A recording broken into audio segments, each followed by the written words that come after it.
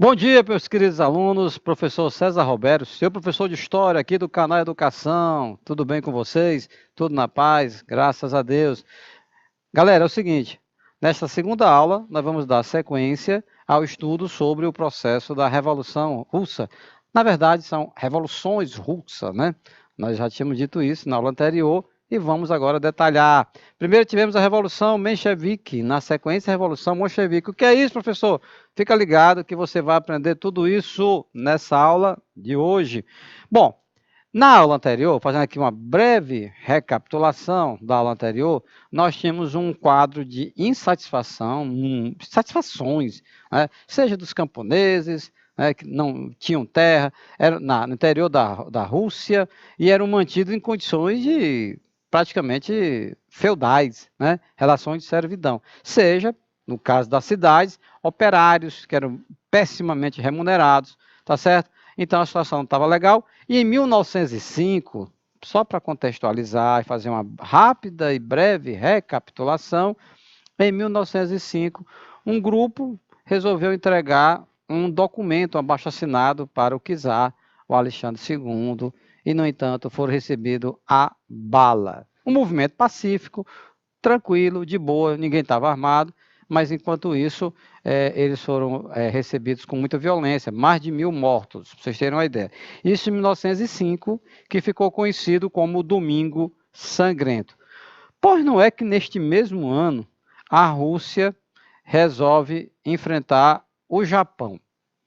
O Japão, um país pequeno, a Rússia, um país enorme. Qual foi o resultado dessa guerra? Se você imaginou que a Rússia venceu, não. Quem venceu foi o Japão. Em 1905, tá, nós tivemos a derrota, tá, da Rússia para o Japão. Tá, para o Japão, em 1905. Isso aumenta as insatisfações. Como é que pode? Nós vamos perder para o Japão? É como quem dissesse assim, com todo respeito ao japonês, né? Mas na Rússia gerou-se um sentimento, algo semelhante ao quê? Né? Semelhante tipo assim, ó, se nós perdermos para o Japão, vamos ganhar de quem? Mas perderam também territórios. A Rússia perde o conflito para o Japão, que era considerado um povo inferior, e teve que ceder algumas ilhas para o Japão. Tá? Então, a guerra russo-japonesa, tá? A guerra russo-japonesa, ela foi muito negativa para a Rússia.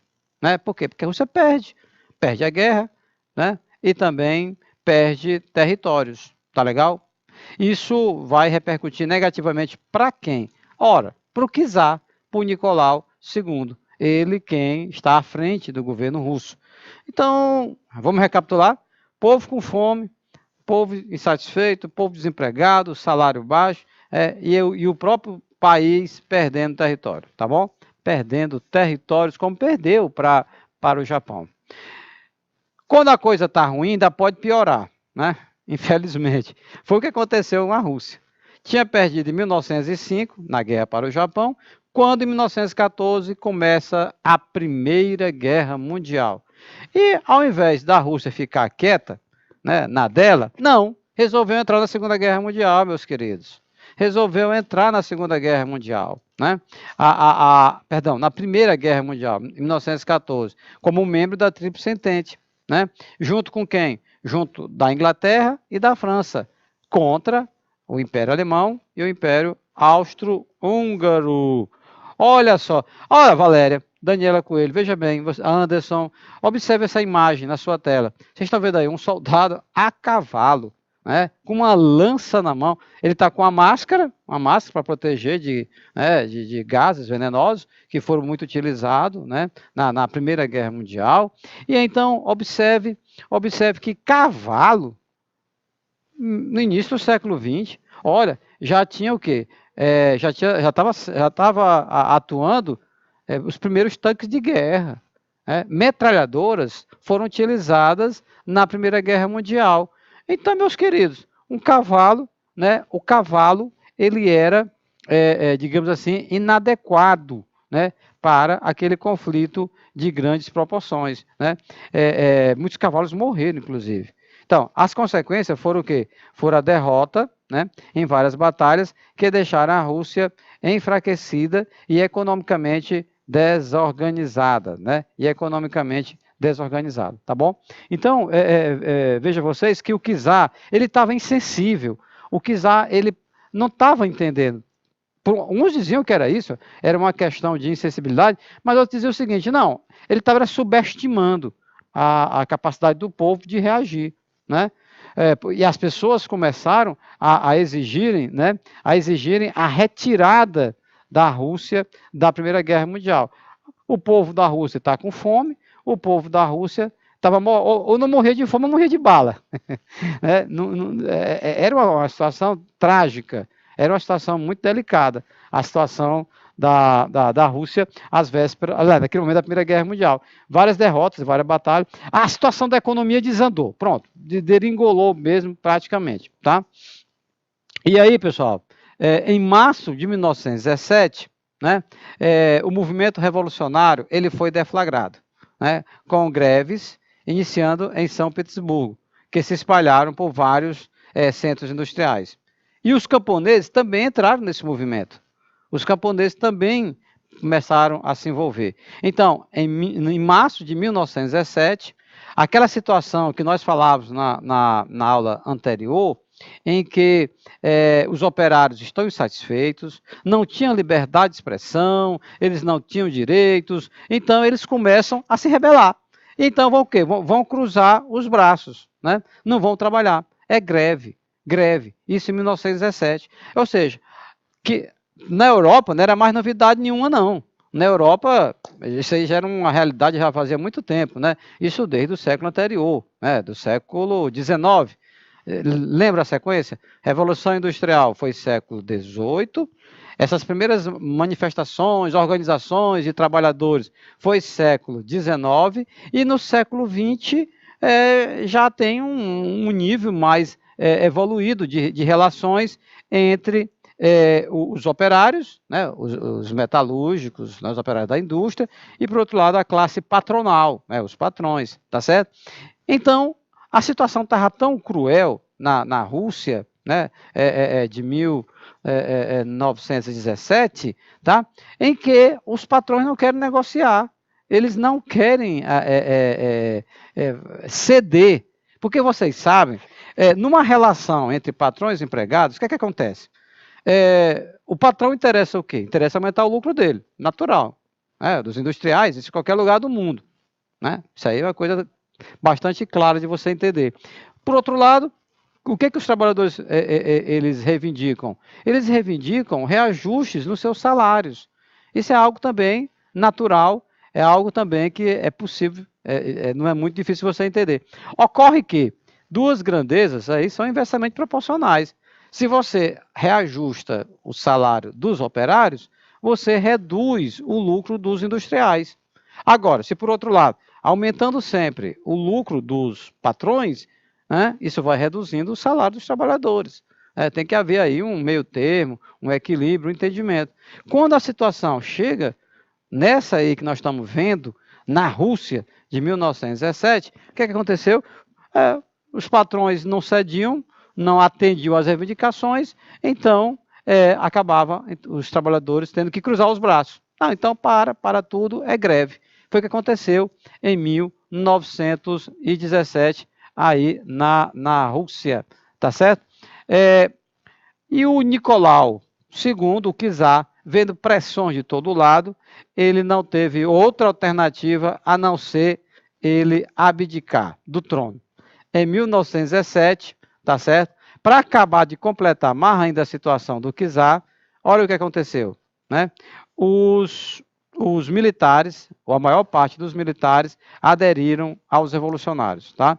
E isso acabou resultando na abdicação do czar, né? Em fevereiro de 1917, tá nessa aí uma gravura que retrata o czar abriu mão aos direitos do trono dele, tá certo? Um bom dia especial para o Lucas, para a Francislene, para a Adriano, para o Guilherme, todos de Canavieira, né? Guadalupe também está ligado, Francisco Aires, tá? Pelo IPTV. canal Educação, tá bom? Estão participando diretamente das escolas. Bom, e aí, meus queridos, vejam bem, o czar abriu mão, ele abdicou do trono em 1917. Algo parecido, só para você ficar ligado, aconteceu na história do Brasil, em 1831. Também pressionado de várias formas e não tendo mais como continuar no trono, o que aconteceu com Dom Pedro I? Ele abdicou o trono, retorna para Portugal em 1831, isso, né, no começo do século XIX. Agora nós estamos no começo do século XX, na Rússia, em 1917, não tendo mais como permanecer no trono, na Rússia, e talvez até imaginando que não ia acontecer nada de trágico com ele, tipo assim, não, no mínimo vão me deportar, mandar eu para outro país, eu vou para a Inglaterra, eu vou para a Alemanha, eu vou para a Bélgica, mas não, vai ter um fim trágico, o Nicolau II e a família dele. O certo é que, em 1917, não tendo apoio dos militares, porque, me digam, como é que esta criatura vai continuar no trono? Se nem os militares estão com ele mais, né? É o que está escrito na sua tela. A maior parte, né, dos militares aderiram aos revolucionários. Isso acabou forçando a abdicação. Abdicar é isso, é abrir mão de um direito. Então ele abriu mão do direito ao trono, né, o czar Nicolau II, em fevereiro de 1917. Bom, o czar não está mais no trono, alguém vai ter que assumir o governo na Rússia. Com a abdicação do czar, forma-se um governo provisório sobre a chefia desse cara, do Kerensky, né?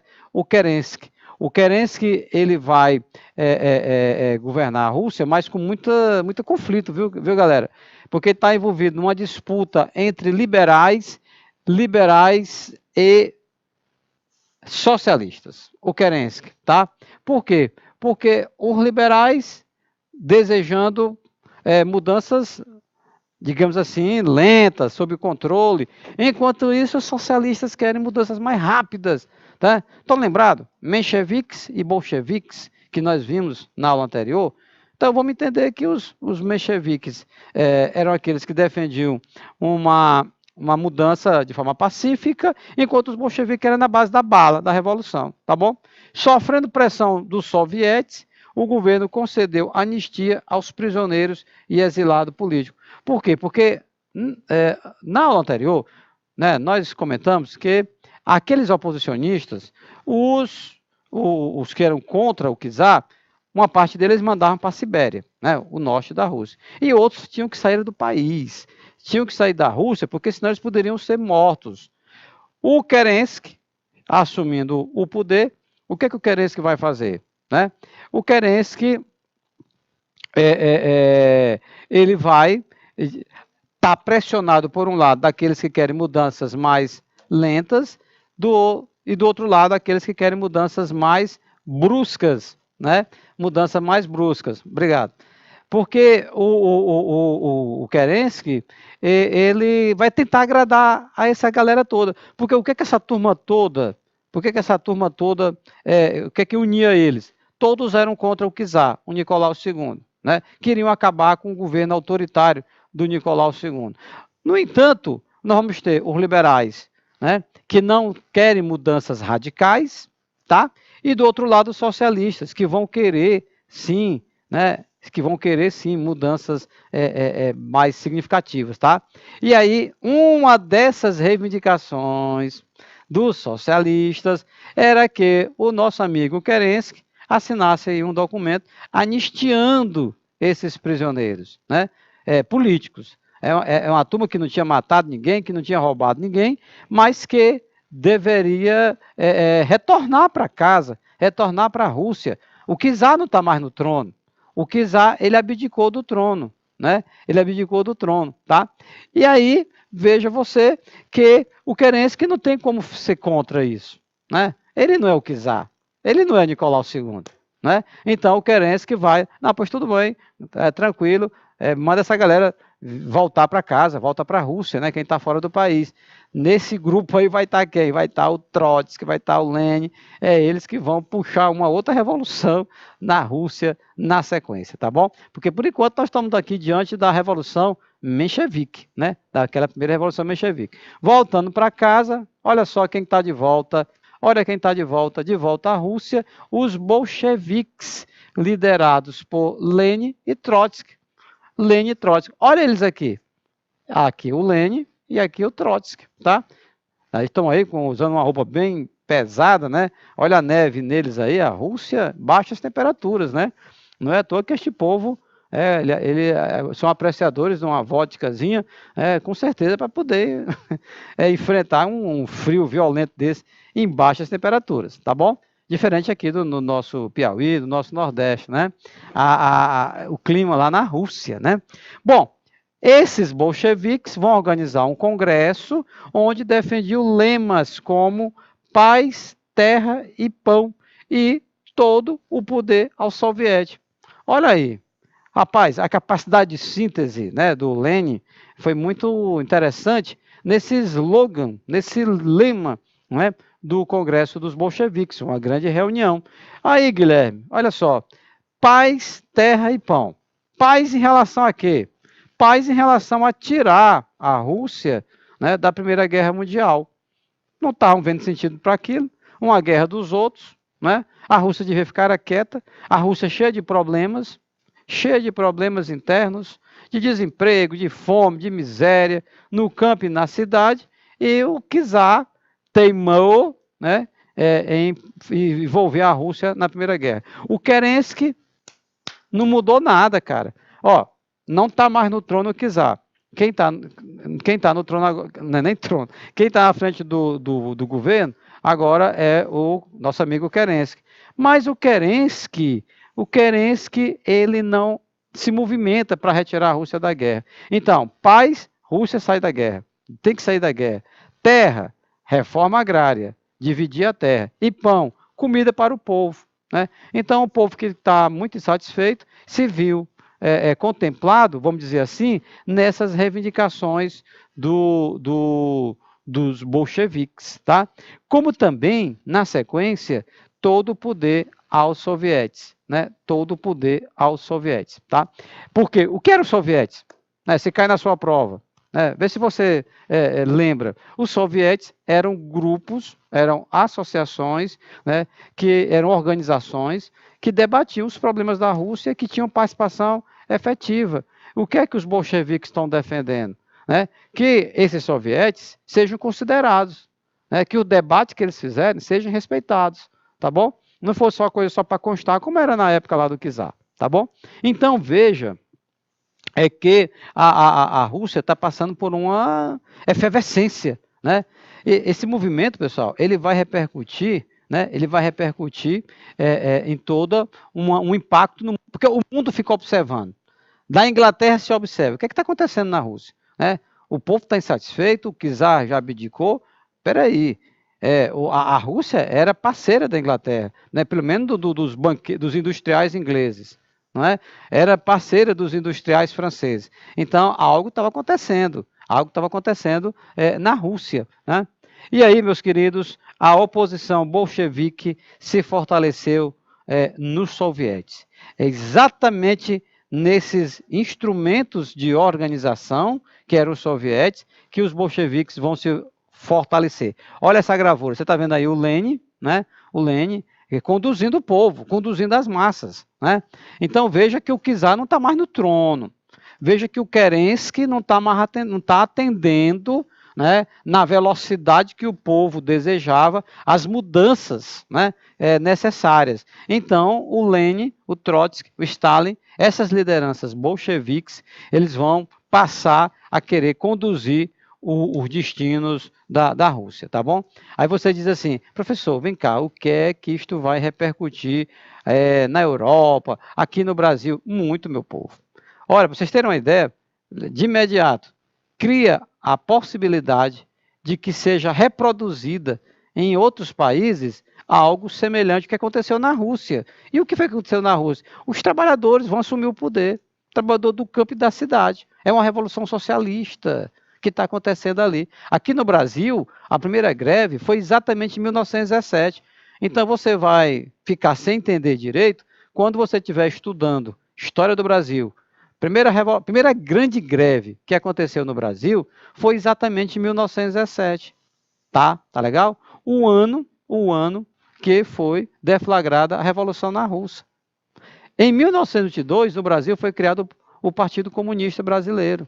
Reflexo, não tenha dúvida, da revolução que aconteceu na Rússia em 1917. É bem verdade que naquela época não tinha uma velocidade enorme que nós temos hoje, em que as comunicações elas andam rapidamente, em tempo real, tudo é online, internet e tal, mas através de cartas, através da ondas de rádio, as informações circulavam. Ainda não tem televisão nessa época, não tem. Mas isso vai acontecer depois, de 40, 50, enfim. Mas então, veja bem, se havia divergência entre os opositores ao czar, o czar fora do trono, quem está no poder na Rússia, Kerensky, são exatamente os mencheviques. Mencheviques em russo você já entendeu, é a minoria, tá? A maioria eram eles, os bolcheviques. Paralelamente, olha o que está na sua tela. A Guarda Vermelha ia sendo formada por Trotsky. O que é a Guarda Vermelha? Um grupo de homens armados que estão dispostos a defender suas ideias e que não estão nada satisfeitos com aquela lentidão do Kerensky. O Kerensky, por um lado, foi revolucionário. Por quê? Porque tirou o czar do poder. Mas, por outro lado, as mudanças estão muito lentas ainda. Então, a Guarda Vermelha era formada por Trotsky, uma grande liderança revolucionária. Ele deve estar no meio dessa foto aí, né? Então, posteriormente, essa guarda passou a se chamar Exército Vermelho. Até então, era um grupo revolucionário armado dos bolcheviques, que visava a tomada do poder. Tá certo? Então, o que era simplesmente uma guarda, se transformou em um exército. O Exército Vermelho, tá? E ele vai se movimentar, ele vai se mobilizar para exatamente empreender essas reformas mais rápidas, que os bolcheviques estavam reivindicando. Olha essa imagem. Essa imagem, ela é interessante até para você ilustrar o enunciado de uma questão do Enem. Quem é esse cara que está aí com a cabeça degolada? É o Alexandre III, que é o pai do Nicolau II, o busto dele, a estátua dele foi quebrada, foi destruída. Vocês estão vendo aí uma imagem? Vocês estão vendo aí algumas crianças, que estão, veja só, eles estão ali observando a estátua do Alexandre II. Quem pensaria que algum tempo atrás isso seria possível? Primeiro que as criaturas que destruíram essa imagem, seriam punidos. Ou seriam para a Sibéria. Quem destruísse essa estátua seria fortemente punido, porque não é ninguém mais, ninguém menos que o Alexandre III, era o pai do czar, o Nicolau II. E é curioso, gente, eu estou aqui falando com vocês, estou me lembrando, que com a desestruturação da União Soviética, algo parecido aconteceu. Da mesma forma como em 1917, a cabeça aí da estátua do Alexandre III, ela foi derrubada, é um símbolo do poder na Rússia, dos czares, mas com a desintegração da União Soviética, olha o que vai acontecer. A cabeça, os bustos do Lenin, do Trotsky também foram, do Stalin, sobretudo do Stalin, da República Stalinista, elas foram destruídas, foram destruídas. Eu imagino que o czar Nicolau II, quando soube disso, que ele estava ainda vivo, é o pai dele que está aí no chão, é o símbolo do poder imenso, era uma forma até de criar uma forma de amedrontar as pessoas, grandes estátuas.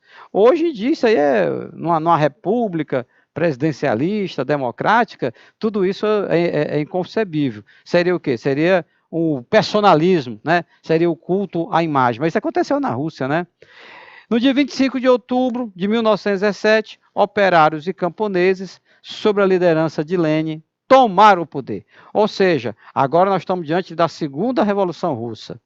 Tá ok? Aquela primeira, aquela que o Kerensky assume o poder, ali foi a Revolução Menchevique, tá? Daquela minoria ali que defendia mudanças mais lentas, mais pacíficas. Agora não.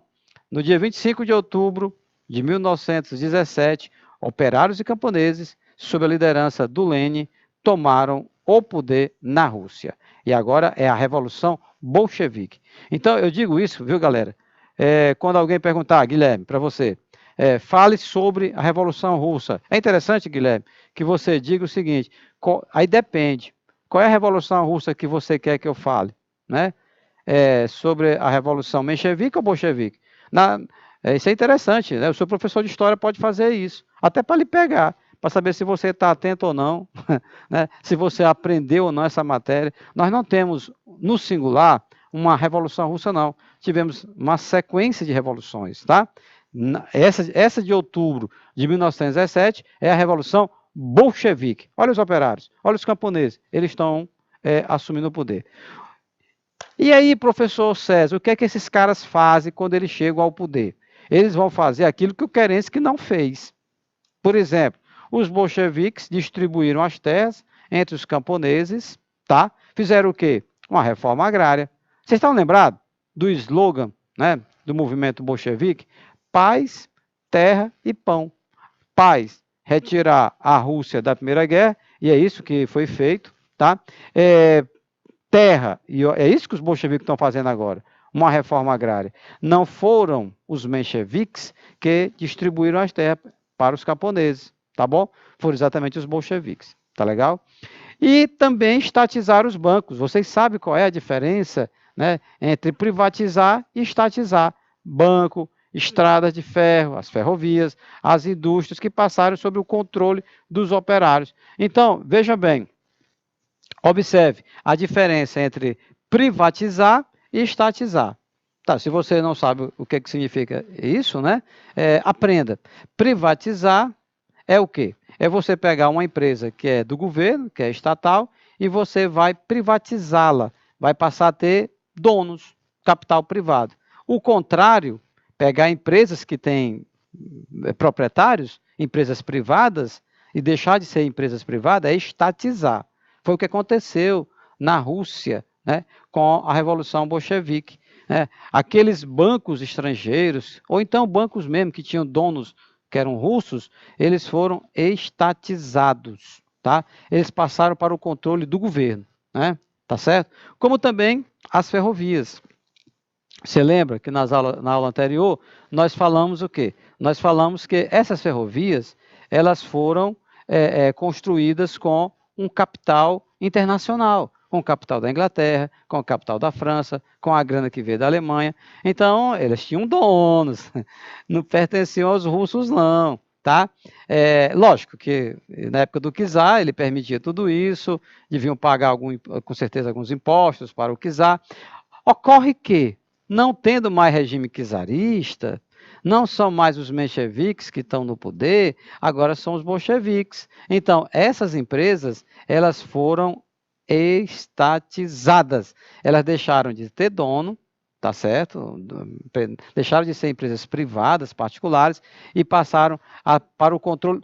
Eu vou até colocar entre aspas, viu, galera?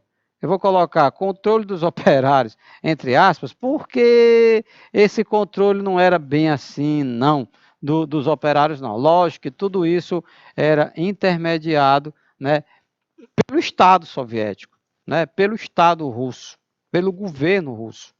Era dito, lógico, que eram os soviéticos que iam administrar, mas havia uma tutela, havia um controle muito forte, né, por parte do exatamente do governo russo, tá?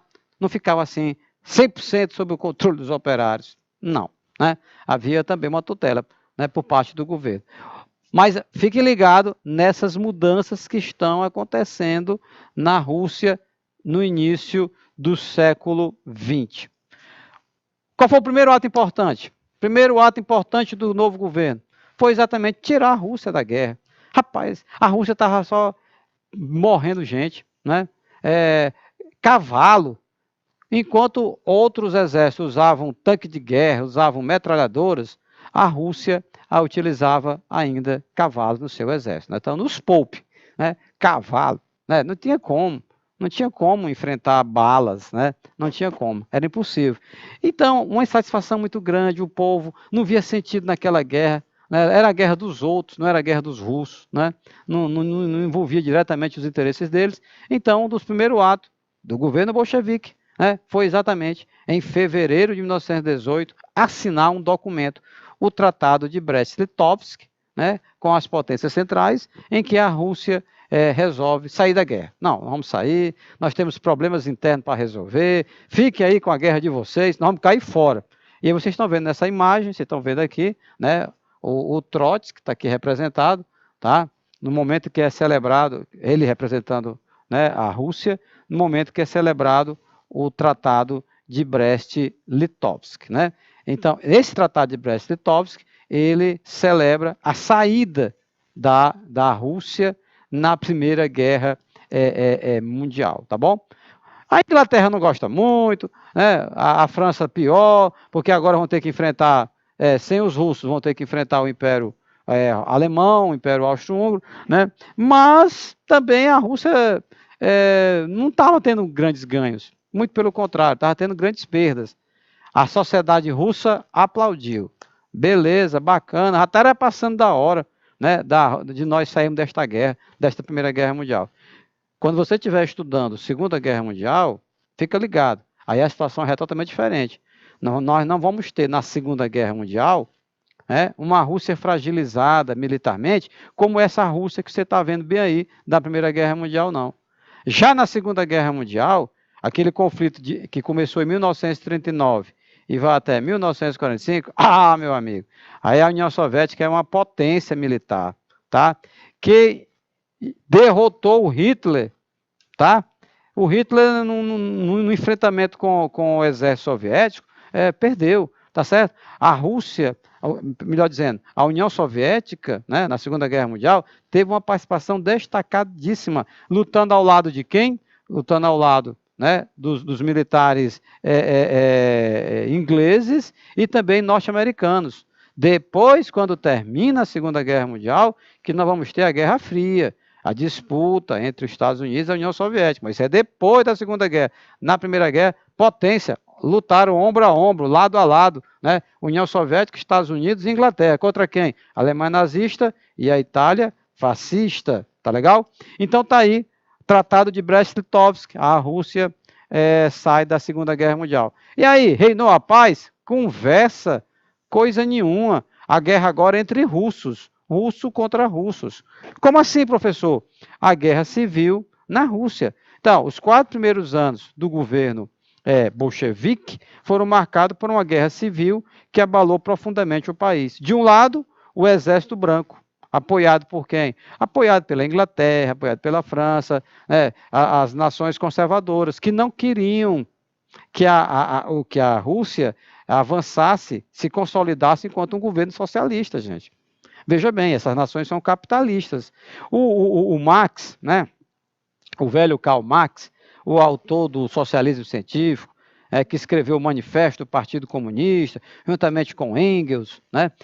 Quando perguntaram certa vez ao velho Marx se ele imaginava algum país do mundo que fosse colocar na prática, pela primeira vez, as ideias socialistas, né? O que o Marx disse? Olha, considerando a organização industrial deles, considerando a organização dos sindicatos, partido político de esquerda, eu aposto na Inglaterra. Eu acredito que a Inglaterra venha a ser um palco, né, de uma revolução socialista.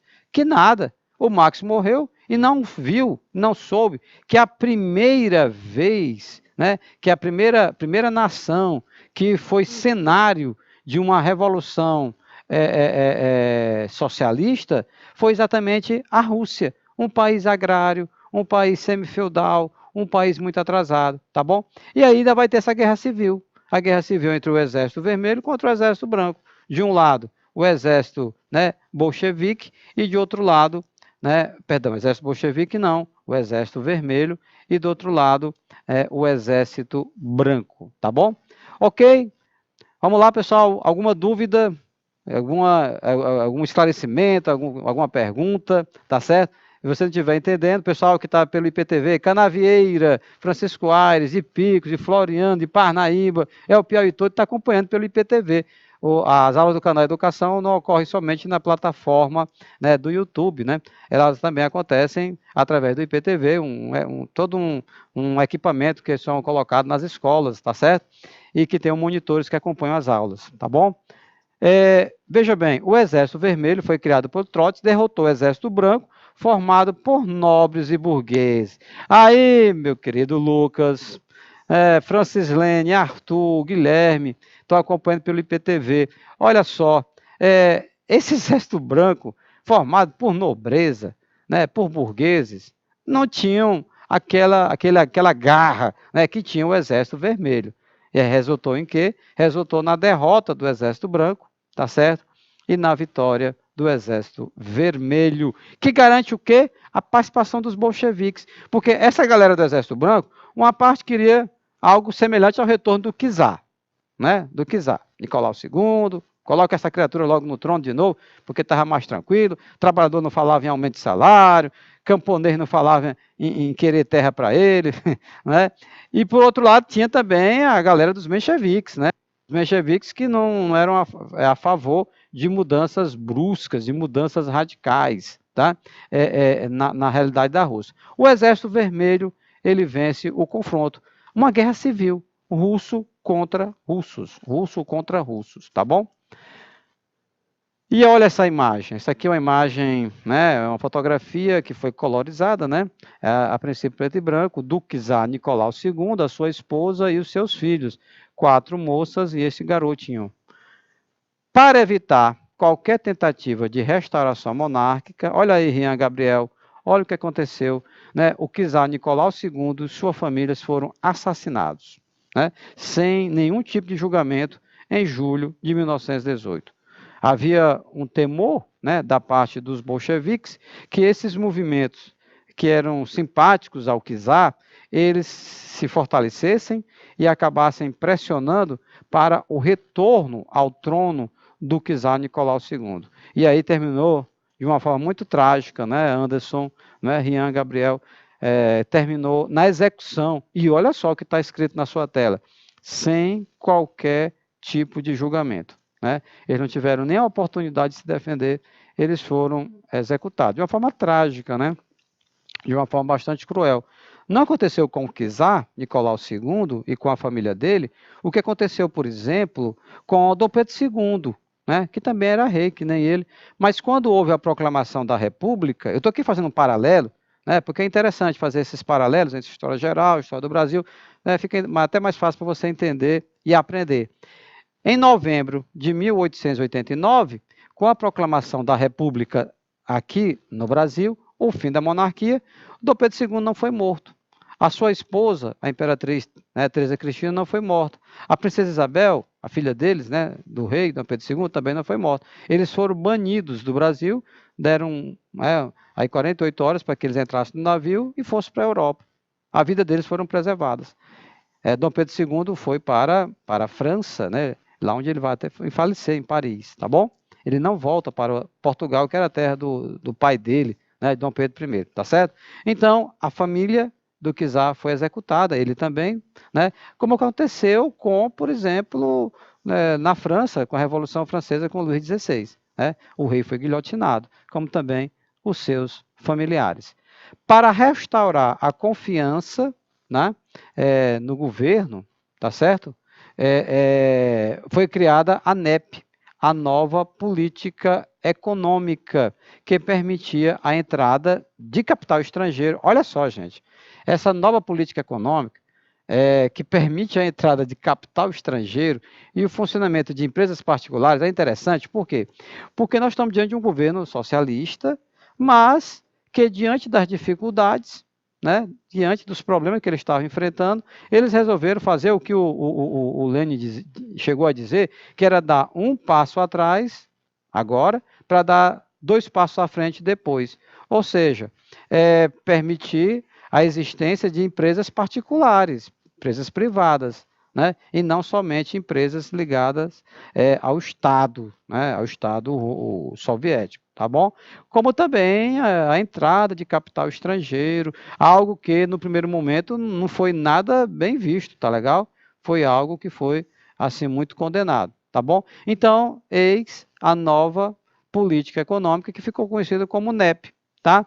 A aplicação dessa NEP resultou em quê? No crescimento industrial e agrícola da Rússia. Olha que legal. Então, teve resultado, né? A Rússia estava com problemas, com pouca geração de emprego, pouca circulação de dinheiro, né, no seu país, e aí resolveu ceder, né, um pouco em relação aos moldes de uma sociedade capitalista para poder avançar no sentido de estatizar a sua economia, porque essa, vamos dizer assim, esta concessão ao capitalismo foi algo que aconteceu no início, né, logo no início do governo revolucionário na Rússia, liderado por Lenin, Vladimir Ilyich Lenin. Então, grave isso, nova política econômica, não vão estranhar numa prova, numa avaliação, porque fala, por exemplo, em entrada de capital estrangeiro na Rússia, funcionamento, a liberação para que empresas particulares funcionassem, tudo isso vai acontecer no início, depois disso eles vão suspender, lógico, obviamente. Era apenas para poder organizar economicamente, né, a sua economia. Em 1922, uma novidade, surge um novo país no mundo, a União das Repúblicas Socialistas Soviéticas. A sigla, né, o RSS, foi criada após a Guerra Civil na Rússia, tá? Como forma de reunificar o país e outras nações, após tantos confrontos. Vocês estão vendo aqui, olha só, o mapa da Rússia, o mapa, você está vendo que é a Rússia. O Império Russo já era enorme, né? O Império Russo já era imenso, gigantesco. E aí, quando juntaram ali repúblicas vizinhas à Rússia, que foram anexadas, é bem verdade, na sua grande maioria, pelo uso da força mesmo da Rússia, que era a maior das repúblicas da União Soviética, era a Rússia, né? E acabou por questão da intimidação, poder econômico ou poder militar, né? Acabou anexando, e aí você tem, olha só a bandeira da Rússia, como nós já comentamos na aula anterior, aqui a foice e o martelo, em que a foice representa o trabalhador do campo, enquanto o martelo aqui, vocês estão vendo, representa, né, os trabalhadores da cidade. Então, a junção dessas duas forças, o trabalhador do campo e o trabalhador da cidade, né, nessa simbologia de união de poderes. Aqui você está vendo aqui do lado, né, novamente a foice, o martelo, nessa simbologia do brasão da União Soviética, o nome das repúblicas aí do lado, tá certo? Ok, vamos para as questões, vamos lá, vamos colocar em prática aquilo que nós estudamos hoje. O que é essa questão que foi cobrada, né, no vestibular da Pontifícia Universidade Católica, né, do Rio de Janeiro, tá bom? Considerando-se em conjunto a Revolução de 1905 na Rússia, quanto às suas características e resultados principais, pode-se afirmar que, do ponto de vista das origens de 1917, sua maior importância foi... Gente, olha, aqui ele está falando de 1905, lembra? Em 1905, nós tivemos tanto o Domingo Sangrento, tá? Que foi aquela tragédia, mais de 1.000 russos foram mortos, né? Queriam só entregar um abaixo-assinado para o czar Nicolau II, reivindicando algumas melhorias na qualidade de vida deles, mas 1905 também foi um ano em que a Rússia perdeu a guerra contra o Japão, tá certo? E ele quer saber o quê? Ele quer saber quais são nas transformações, né, dos resultados principais, das alternativas abaixo, o que é que a gente pode ver que teve maior importância? Vamos analisar? Olha o que diz a alternativa A. Possibilitar a instalação de uma monarquia constitucional, dando liberdade aos partidos políticos. Veja bem que a monarquia constitucional foi uma tentativa de quê? Foi uma tentativa, né, do czar, do Nicolau II, né, de procurar ganhar tempo. Você viu isso, nós comentamos isso na aula de hoje, tá certo? E aí, tanto é que ele convoca a Duma, né? Ele convoca o parlamento, tá certo? Então, monarquia constitucional não é uma característica da Revolução de 1917, mas sim no momento anterior. Preste atenção nessa malandragem que elabora questões, tá? É uma forma de tentar pegar você. O que está colocado na alternativa A aconteceu antes, né, da Revolução, tanto da Revolução menchevique quanto da Revolução bolchevique, tá bom? Alternativa B.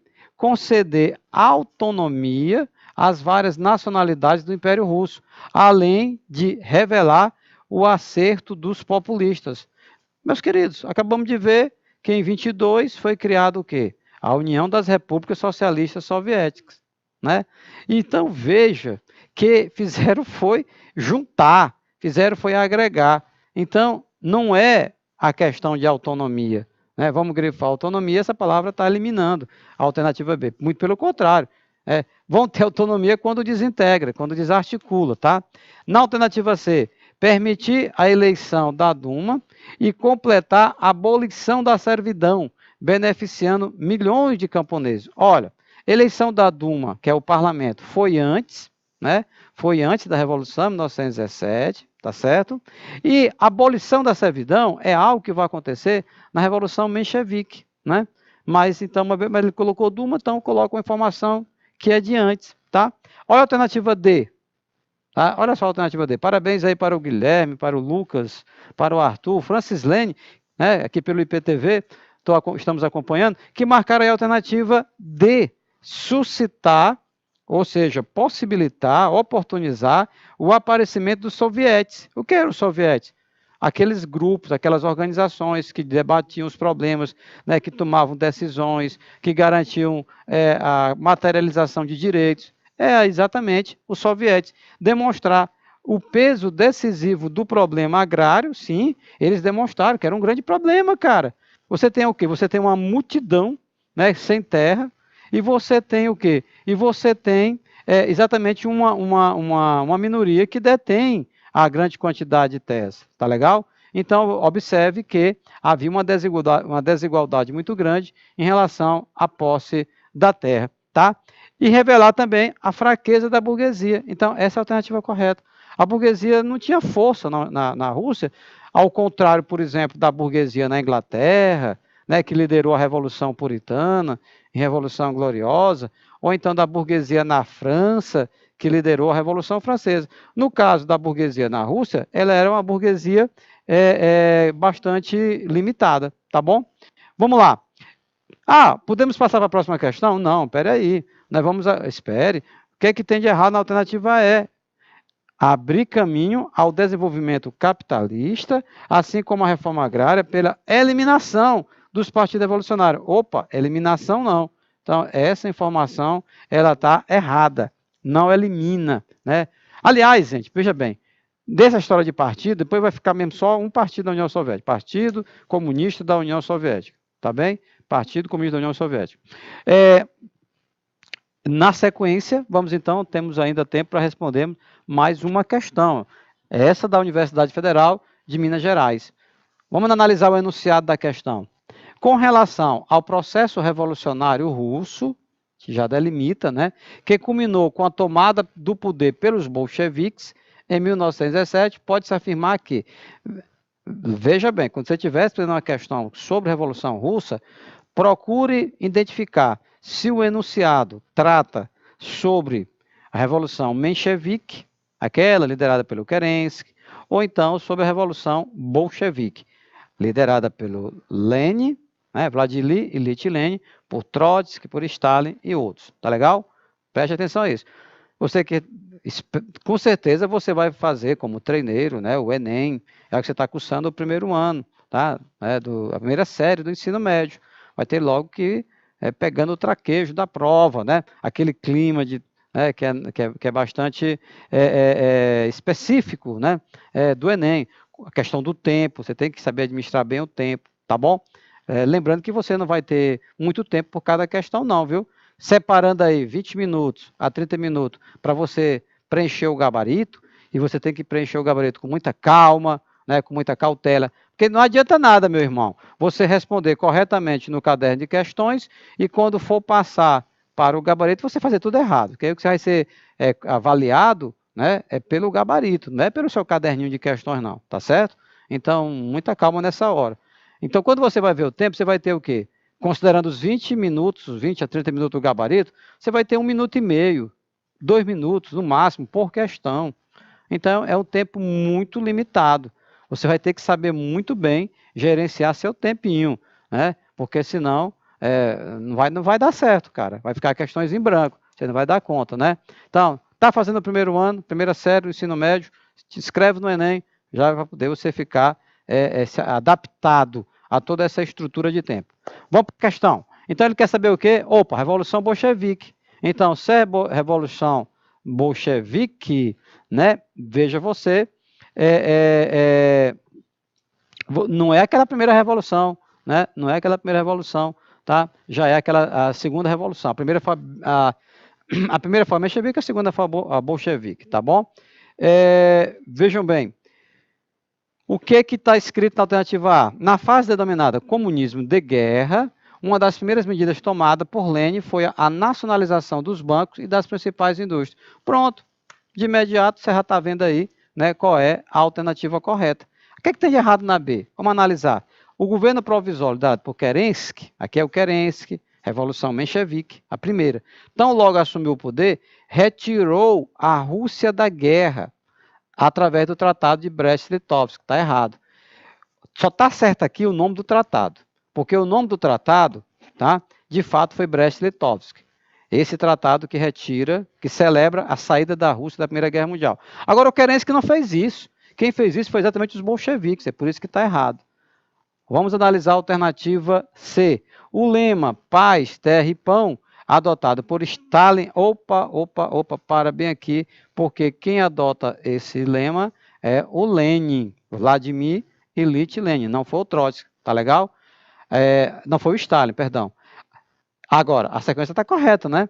Foi fundamentado para a mobilização do campesinato e seu engajamento na luta menchevique não, aqui é bolchevique. Então, observe que o elaborador, nessa alternativa C, ele intercalou algumas informações que são corretas, tranquilo, beleza, com informações que estão erradas. O que está correto aí?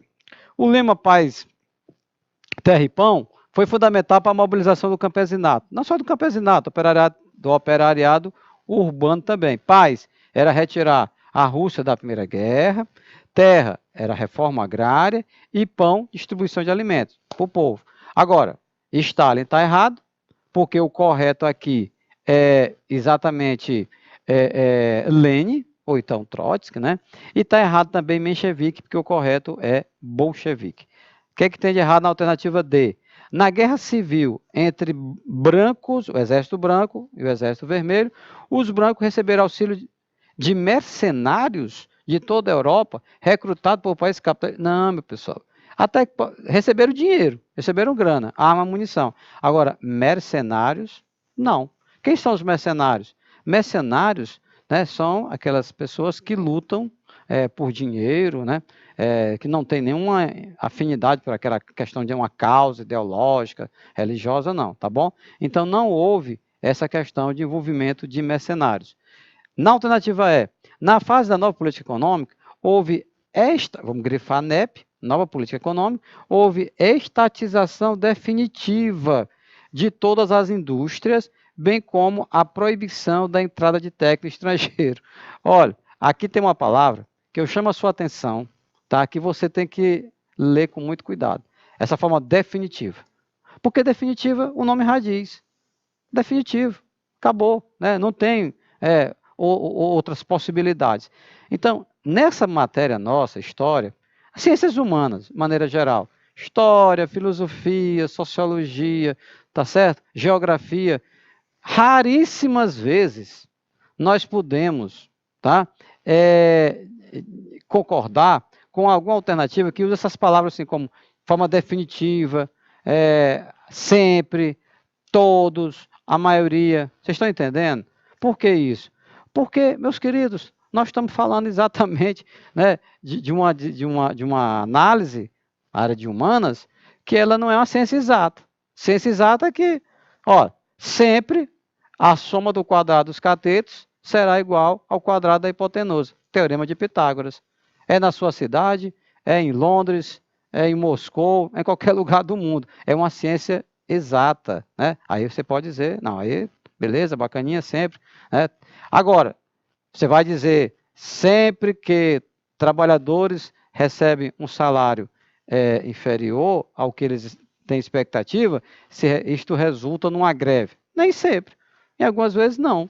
Há uma acomodação, há um temor, pode ter repressão, né, se manifestem. Tá entendendo?